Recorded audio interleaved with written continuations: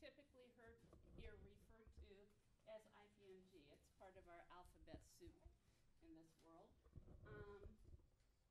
I'd like to thank you for asking us to come and present to you today, and I think you have a full agenda, so we'll go ahead and get started. I'm going to talk about the Indiana Medicaid Waiver Program and the intake process for that. And if I would prefer, and we'll have some time for questions and answers at the end, but if you want to ask a question on each slide, that's fine too.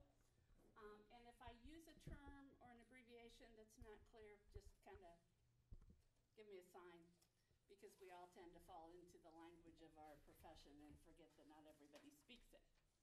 Okay, the Indiana Medicaid Waiver Program. The Indiana Home and Community-Based Services, HCBS program, is commonly referred to as the Medicaid Waiver Program. One of the things that sometimes people ask is, it's a waiver program, what's being waived? Prior to the implementation of the Home and Community-Based Services waivers, for Medicaid to pay for these type services, one had to be in an institution of some sort, whether that was a group home, a nursing home, or a large private or government facility. So that is what is waived, the requirement to be in an institution. The program is overseen by the federal government and administered by the Indiana Family and Social Services Administration, FSSA, through the Division of Disability and Rehabilitation Services. The purpose of the waiver program is to prevent institutionalization of adults and children with developmental and/or intellectual disabilities.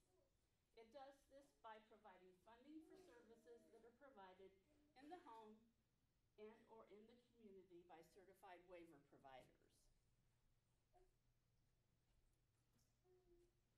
There are two waivers for people with intellectual and developmental disabilities. The Family Supports Waiver, which you will sometimes hear referred to as the Little Waiver, and the Community Integration and Habilitation Waiver, which you may hear referred to as the Big Waiver. Both waivers use case management to coordinate and oversee the quality of the other services received on the waiver. The FSW, Family Supports, is the initial point of entry into the Medicaid waiver program. It provides services in an individual's home or community, supports independence, social and work relationships and personal successes, and is subject to an annual cap of $16,545 a year. Out of that, about $1,500 of it goes to case management. The rest can be used for a variety of services that are available. Any questions so far? Can you give examples of what kind of other services? We got it right here. Adult day services. An explanation on adult day services. For instance, Wabash Center offers services in the building across the driveway. You will hear that referred to as day services, but that isn't what this adult day service is talking about. This adult day services mentioned here is more similar to an adult daycare. There's one in West Lafayette, I think it's Joyful Journeys, something like that. And I'm actually not sure they're a waiver provider. I know they were working on it. But, so that is not technically what you see happening like across the driveway. Behavioral support services, obviously behavior specialists. Community-based habilitation, both group and individual. With that service, the provider hires someone who takes the person out individually or with a group, depending on which service is chosen, to help them become part of the community, interact with folks in the community, and work on skills that need to be worked on. Extended services. Extended services is, we used to refer to as supported employment follow-along. It's basically a job coach, and this part of a job coach is after vocational rehabilitation is done, when the person's settled into their job, the person continues to work with them intermittently to ensure their continued success with the job. Facility-based habilitation, both group and individual. That's the kind of services that are offered across the street. There are a few other facility-based services in the area as well. Facility-based support services, the difference between these two services is facility-based support services is a little less goal-oriented. It can be more for just providing some structure and support, does not have to be as focused on specific goals. Family and caregiver training, that can be used for the family member of a person with a disability on the waiver to like attend a conference. Helps to pay for the conference registration fees. That's primarily where you see that used, I think. Intensive behavioral intervention, music therapy, which is a very popular service, sometimes kind of hard to find. Occupational therapy, participant assistance in care. That basically provides a staff person to spend time with the individual, do what they need to have done. You know, maybe you have participant assistance in care, stay with your son or daughter while you're at work.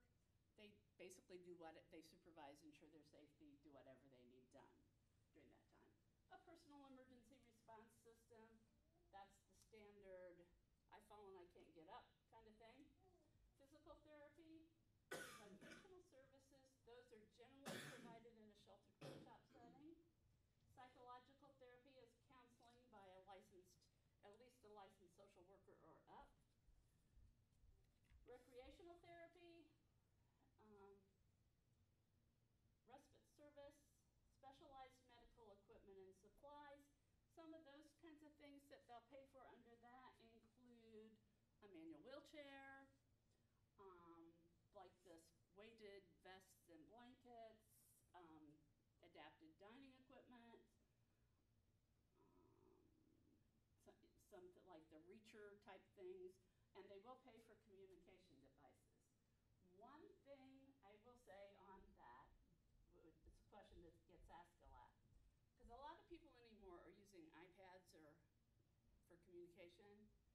They will not pay for an iPad, that they will pay for a specialized communication device. Speech and language therapy, transportation, and workplace assistance. Workplace assistance is used, say the person's on the job and they need assistance with toileting. The workplace assistance person comes to assist them with that. Another example of that, I have an individual who works in one of the food courts at Purdue, and of course they get to eat lunch during work or before work, and she has a lot of trouble making good food choices, I mean to the point of really compulsive overeating. So we use workplace assistance for someone to be with her during that time to help her make better food choices. Questions? The personal emergency response system, can you? Mm-hmm. The Personal emergency response. It's like the You like Project Lifesaver? no. It's more the like lifeline like services.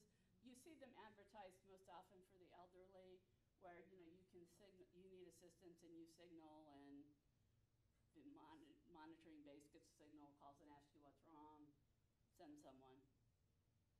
Also, probably the program that Wabash has, that they center. Okay. I can't think what it's called, but I believe it can be used under that. A part of it can. Your electronic monitoring through, Where which they rest do the assured is cameras the and local. stuff. Yeah, the cameras don't come under personal emergency response, but they can do the similar type system with you have the button, you set off, somebody comes help you. You see those used most often with folks that live alone without a lot of on-site support. Because for many, many years, we spent a lot of money on staff sitting around with people just in case something happened. Sometimes you get to start thinking about it, you have a lot of time that nothing happened, but people do need a way to get help.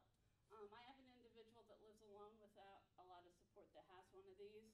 She has a seizure disorder, and she luckily knows when she has a seizure coming on, and she uses her response system when she feels a seizure coming on, and a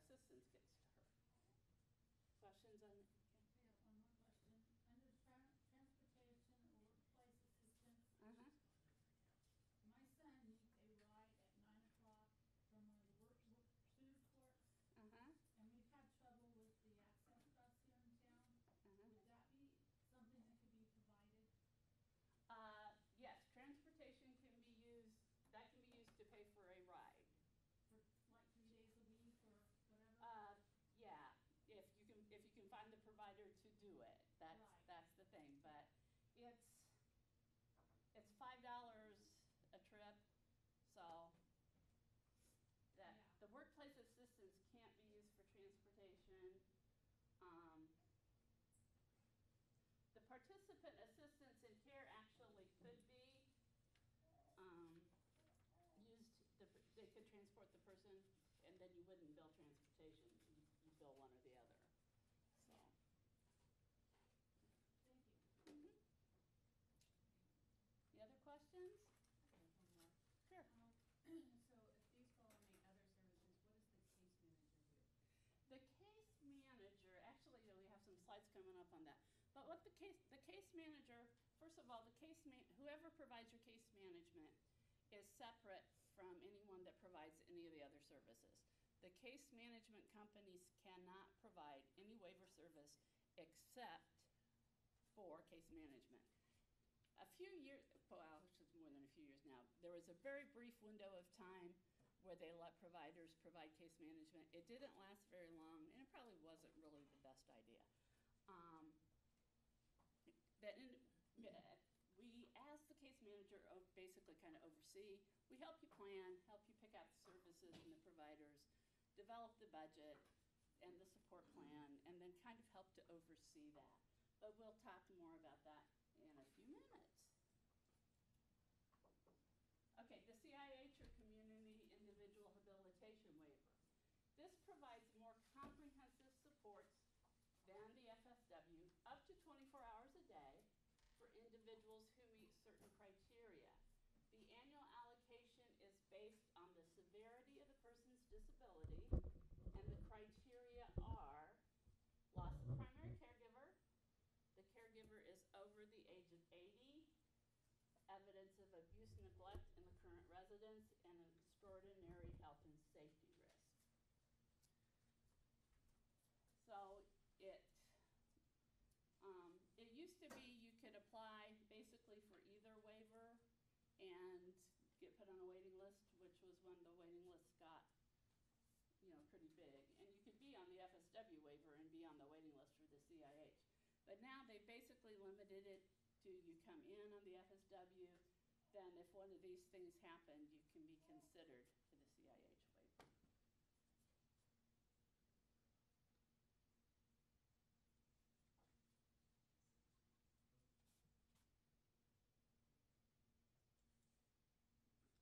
The CIH waiver provides the same services as on the FSW, and in addition provides community transition. Community transition is for individuals who currently live in like a nursing home or a group home. If they're going to move out into their own home, rented or owned, whichever, with waiver services, community transition gives them a certain amount of money to help with deposits, furnishings, that type of thing. Electronic monitoring, which was mentioned earlier. Electronic monitoring is a fairly complex system wherein with computer connections and cameras, you can have, instead of having a staff sitting in 10 different apartments watching people, you have one staff sitting somewhere at a monitoring station, can see what's going on. There's a lot of rules and regulations with that to ensure privacy, and it's certainly not a service for everybody. There are a number of people it works really well for, and it is the people that, they don't need somebody there breathing down their neck every minute of the day, but they need to be able to get help when they need it. So it's very good for that. Environmental modifications, that can only be provided in the person's own home. If the provider owns the home, those can't be used, but that's doing things like wheelchair ramps, roll and shower, that sort of thing. Rent and food for unrelated living caregiver. We don't see that one used very much. But basically, if you have someone living with a person with a disability, getting waiver services, and they just really are just like keeping an eye on them, that can help to pay their rent and food. Residential habilitation and support, which that's a service that is used a lot, and that can be up to 24 hours a day for people that need it. Helps them with their residential life, ensures that all their personal needs are met, and and they work on learning to do things as possible more on their own. Structured family caregiving used to be referred to as adult foster care, and that's kind of what it looks like is a foster care model. The person moves in with a family, who keeps an eye on them, makes sure they're safe, and helps them learn to do some things. Wellness coordination is services from an RN or an LPN, but the LPN has to be supervised for an RN. That's basically to help ensure that healthcare needs are met and addressed. Questions?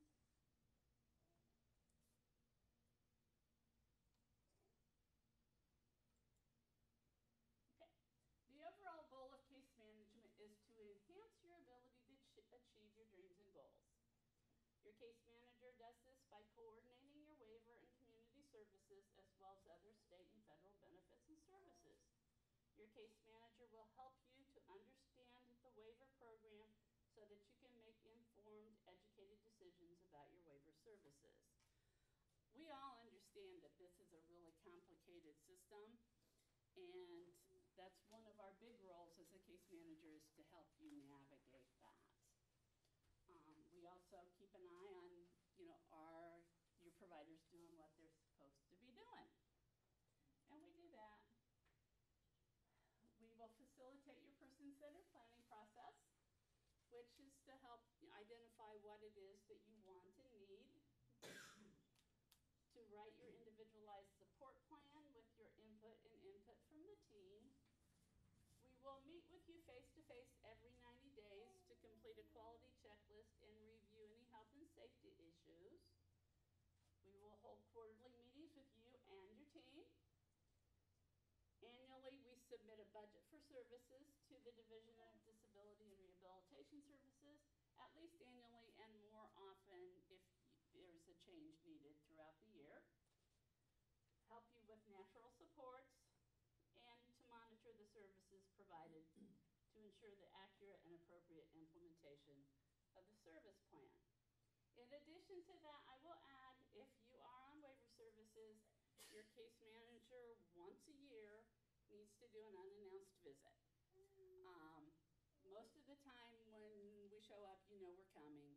The unannounced visit is usually fairly short notice, like I'm in the neighborhood, can I stop by kind of thing. And we're not out there trying to catch you up doing anything. It's a regulation, just stopping in and be sure everything's good, which most of the time it is. Questions? Quiet. To apply for waiver services, locate your local Bureau of Developmental Disabilities office and gives you the websites there. The FSA website. It's also on www.go-to-ipmg.com. The other thing I'd like to say about www.go-to-ipmg.com, there are a lot of resources on there. We have monthly webinars on a variety of topics, and a lot of those I think are good information for parents as well as professionals, and those are all on there. You can go back to, there's a particularly good one on Medicaid and applying for Medicaid and keeping your Medicaid, but there's a lot of good topics.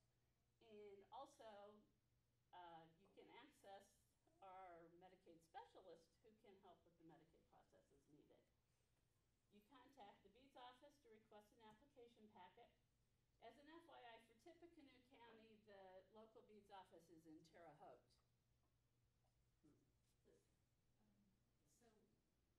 So can you only get the waiver if you also qualify for Medicaid? Yes, you have to have, That is not well, something I was led to understand. well, at the time you come up on the waiver, you have to get Medicaid, and we have more information about that. No, So- she asked you if you waives could the only get income. it, if Okay, you that's qualify what- for Medicaid. You have to get Medicaid in there. Yeah, So it's part of the process. yeah. Actually, we talked about that here coming up. So request the application, complete and return the application packet, and participate in initial level of care. Level of care is basically eligibility for the waiver program based on need, disability and need. While waiting, use Medicaid state plan services if you are eligible. supports, the Bureau of Developmental Disabilities has each year some money that you can apply for respite services. It's very limited, and it's kind of first come, first serve, I think, but that is something you can apply for to get some respite while you're waiting. Apply for supplemental security insurance, SSI, use natural supports, family, friends, church, use other resources such as the Department of Education if under 22, and the Indiana Centers for Independent Living Services. Can you explain a little bit about what the caregiver supports? By respite care, do you mean like overnight care or? I think it can be used for overnight. Respite can be used for overnight, for sure, but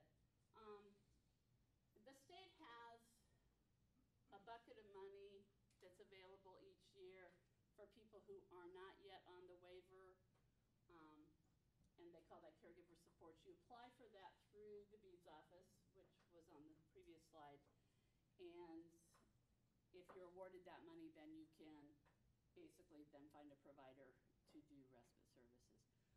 The key with respite, the big key with respite, both this and on the waiver, is that it cannot be used while the parent is working for pay or attending school. So, but it can be used rest, relaxation. Some folks use it for vacation. Some folks use it for, date night, whatever, or just to take care of whatever personal business you need to take care of. The key is you can't use it for work.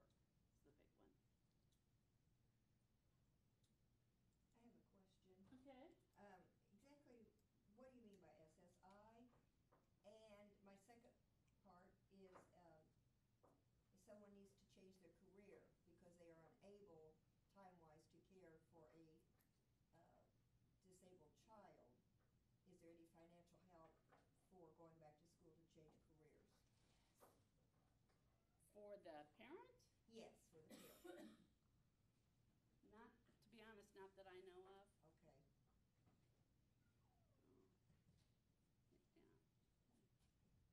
And also, what is SSI? I'm very new to this. SSI is supplemental security income. You apply for it through the Social Security office. So the Social Security office basically has two programs they administer. Social Security, which that's Social Security disability, or just regular Social Security for retired folks that we always talk about all the time.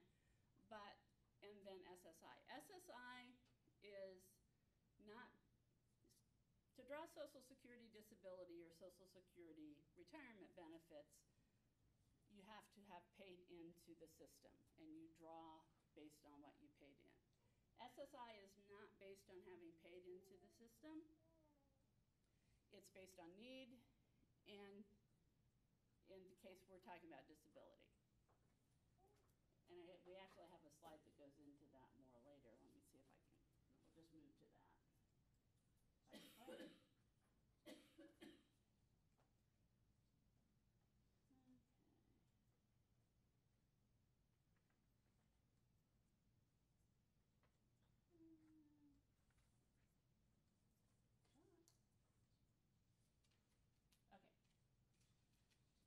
SSI is based on financial eligibility as well as level of disability.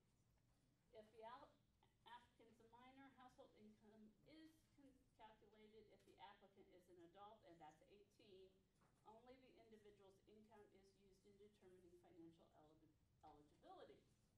There's a $2,000 resource limit, and once the person is determined financially eligible, Social Security Administration will then need information about the disability. There's an SSA disability report that needs to be completed, as well as an interview.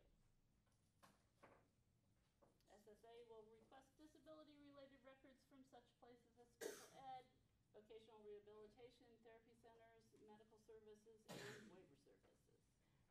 If SSA is not able to make an eligibility determination based on records, they may do their own evaluation. So, you would apply by contacting the Social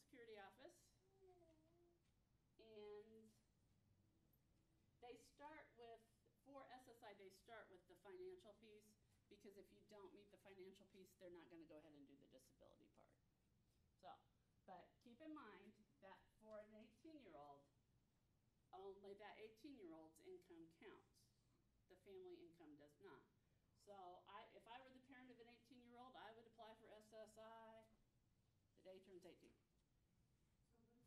So what does the $2,000 resource limit Two- mean?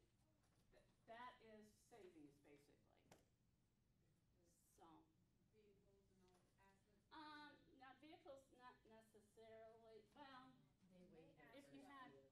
you can have one vehicle in your name for both SSI and Medicaid. But it's typically savings. A life insurance policy that the person, that has cash value that the person might be able to take cash from.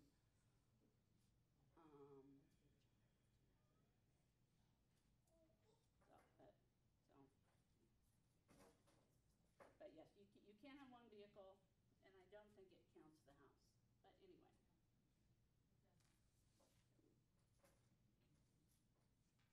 The house you live in, I guess if you owned rental property, that would probably count that.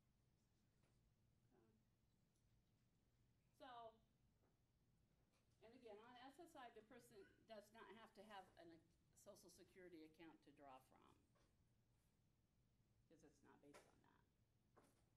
Now, people with disabilities can also, if the person themselves has worked and paid into Social Security and then can no longer work, they can apply for Social Security disability on their own record.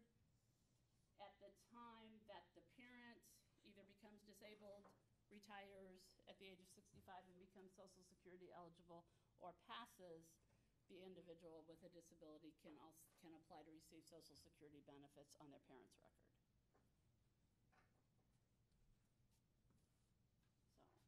So, now I'm gonna see if I can figure out how to go back to the ones that we skipped over.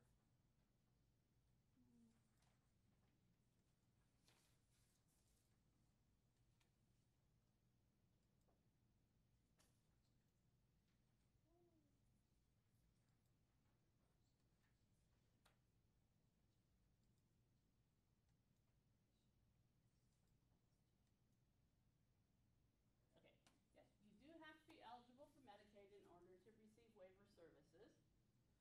If your Medicaid eligibility was previously denied, you'll need to take your targeting, I might have skipped one still, I'm sorry. There, okay.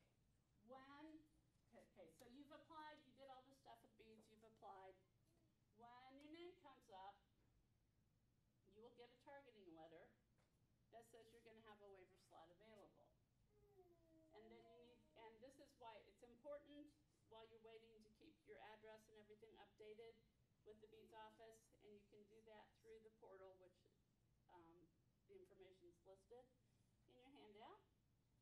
And then once you confirm that you still want to receive services, a beads intake specialist will contact you and complete a current level of care to ensure that you do meet the level of care requirements. And if you don't meet the level of care, you will not be able to use the waiver slot.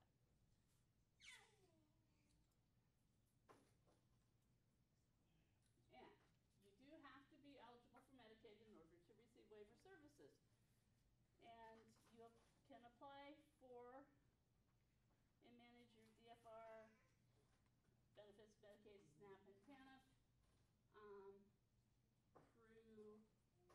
the Medicaid portal. And then here's also the address to find your local office. If you've been found ineligible for Medicaid previously, when you get the targeting level letter, then you need to take it to the local DFR office and reapply for Medicaid. Once, for children, for minor children, once you're into that waiver process and have been targeted, the parental income is not taken into consideration for financial eligibility.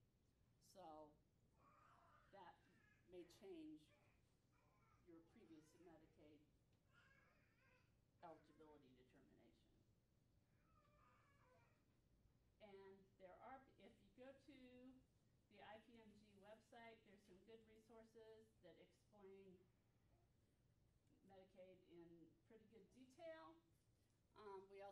resource that you can contact through our customer service line to provide you some assistance. For individuals 18 to 24 who have finished school, aged out, graduated, permanently separated, you may be able to get the family supports waiver, sooner, but you may still end up on a waiting list. Right now, the waiting list is down to a year. The folks being targeted right now applied in July of last year.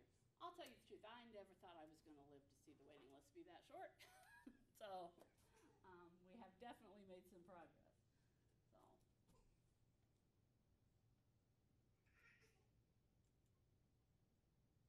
And then, once you've been awarded a waiver slot, the Beats office will provide you with a case management company pick list.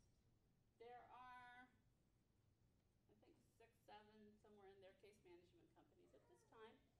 You can call and talk to all of them if you want. And then once you've chosen one, you return that pick list to the Beats office.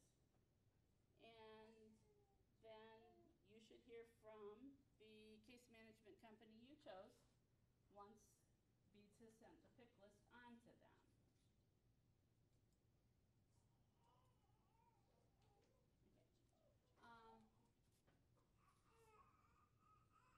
DDARS does encourage each of the case management companies to offer a choice of case managers once you've chosen the company.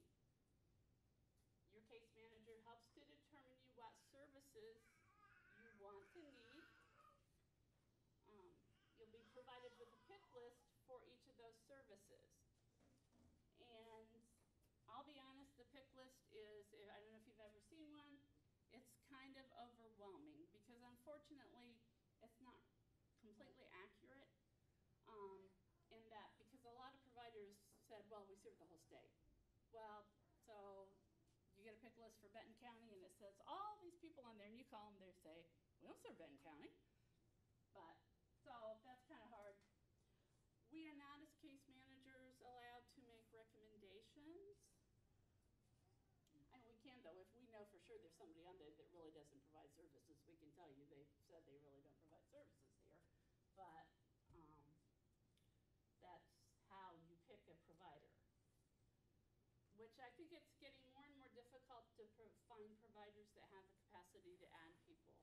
And really unfortunate, because we have all these folks that are finally getting the waiver after waiting all this time, and now it's real hard to get your services. So, waiver services will start once the case manager completes the cost comparison budget and DDARS approves it, and then it's confirmed and your services start.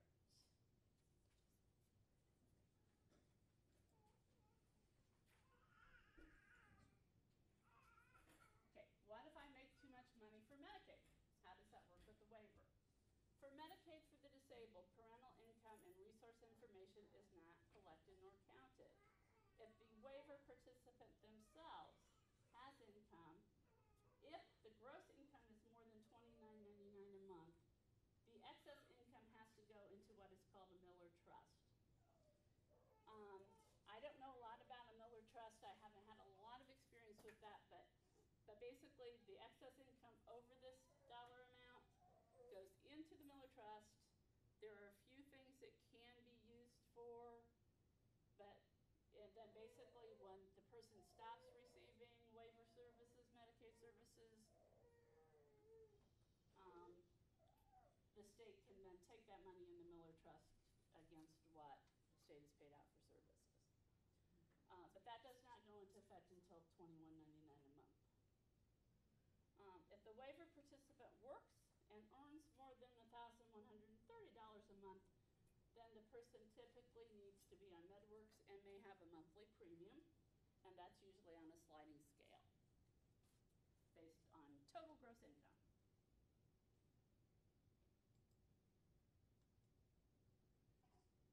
Okay, we're back to SSI. We did already talk about this one. Do we want to talk about it more?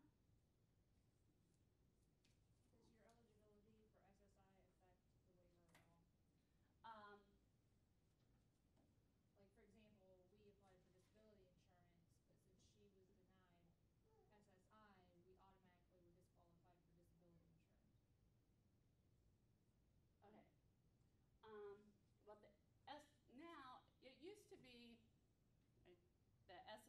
Medicaid did different evaluations. Now, Medicaid is requiring that you apply for SSI. If you apply for SSI and you're found ineligible, actually, if you start an SSI application, they start with the financial. So if you don't meet the financial, they're not going to go ahead and do the disability determination, but you will then have proof that you applied, and then when you go to Medicaid, if you get a waiver slot and you go to Medicaid and you have proof you applied for SSI, that should work.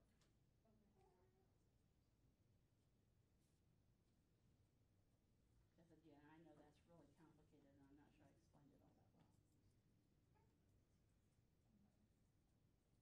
The types of information that BEADS uses to make a determination regarding level of care. They need you to provide a confirmation of diagnosis from MD, identifying the disability-related diagnoses as well as the date of onset and the ICD-10 code. They'll do an interview to gather health and functional skill information and request that you sign releases so that they can request records from school, VR, therapy centers, and medical services, basically anywhere you've had services. The requirements for level of care is first that you are diagnosed with a developmental disability, and that you have a major functional limitation in 3 of the 6 major life areas.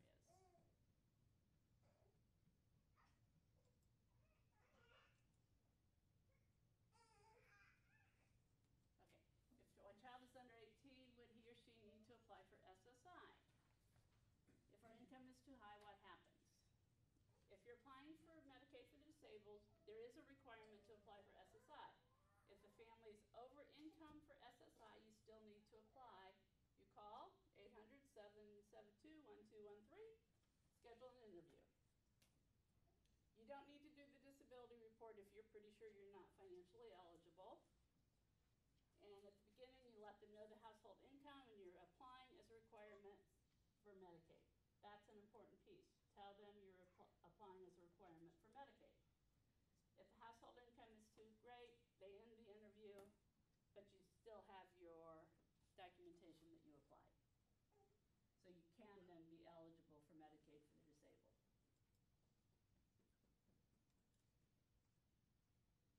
If my child already has Medicaid, what will change when applying for the waiver? If your child already has Medicaid, BEADS will make sure that the Medicaid aid category is waiver compatible. Not all Medicaid categories are waiver compatible. The ones that generally are, there's a lot of categories, but Medicaid for the disabled, Medicaid for the blind, Medicaid for the aged, and Medicaid for SSI recipients are compatible with the waiver. So if you have a form of Medicaid that's not, you will need to take your targeting letter, go to Medicaid, and ask to have your category changed. Is there certain types of Medicaid, like, I know they do like MDYs or Yeah. Traditional? Yeah. Yeah. There are different types of Medicaid, and like I said, they don't all work with the waiver, but as you're applying, BEADS will help you identify if you don't have the right Medicaid category, you will need to go back to DFR to request a category change. Managed care, which you said MDYs. MDYs is one of the managed care ones. You're automatically unenrolled from managed care when case management starts. So, yeah, traditional. No, they said, I talked to Medicaid on the phone the other day because we have this issue right now. My boys were just targeted, they're on SSI, they get Leisure Care Connect, which gives them, they both have autism, so it gives them more ABA hours than traditional would. But Medicaid told me that depending on income factors and disability factors, medical records, and all of these components, that when they put it in, they pick the category. So it's not necessarily just traditional depending on your situation. Yeah, I mean,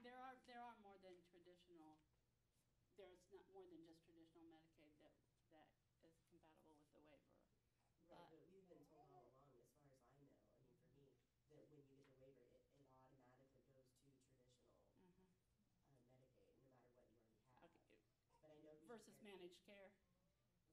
Right. Okay. So, do you know anything more about that, that would, I mean, that they wouldn't switch them, or? You know, no, I don't, but I tell you what, if you have the IPMG customer service Mhm. number, call the customer service number and ask to speak to the Medicaid specialist, Okay, because I can tell you she probably can answer it. right, so they've been And targeted. I'd rather have you do that than me give you Right. bad information. No, that's So, fine, yeah, nobody seems Yeah. to have the answer. I've talked to Social Security, Yeah. I've talked to Beads, I've talked to Medicaid, and Yeah, nobody really knows the correct answer.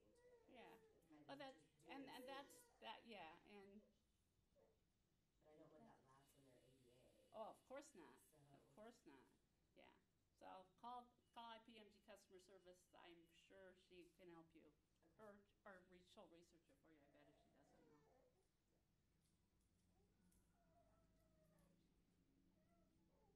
That would be kinda sad, wouldn't it, if you finally got the waiver and had to give up ABA hours to, No, we Yeah. would just have to, we're either gonna have to deny yeah. the waiver, Yeah. or if they switch them, because my one little boy just started a couple weeks ago, and he's been great, and I'm not getting his hours now. Yeah, I can't blame you there for sure. Okay, congratulations, we made it through the waiver intake process, and it didn't take us years. Anyway. Any other questions? Does anybody need an application? Hmm? I have some upstairs. Does anybody need a waiver application? Oh, Jen says she has some waiver applications if anybody needs one.